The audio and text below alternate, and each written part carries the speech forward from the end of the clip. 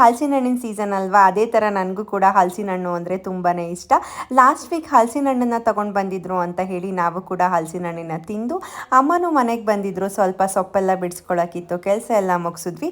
And last time ನಿಮಗೆ ನಾನು ಹಾಸನಲ್ಲಿ ಅಶೋಕ ಹೋಟೆಲಲ್ಲಿ ಒಂದು ಎಕ್ಸಿಬಿಷನ್ನ ಆರ್ಗನೈಸ್ ಮಾಡಿದ್ದಾರೆ ಅಂತ ಹೇಳಿ ಇನ್ಫಾರ್ಮೇಷನ್ನ ಕೊಟ್ಟಿದ್ದೆ ಅಲ್ವಾ.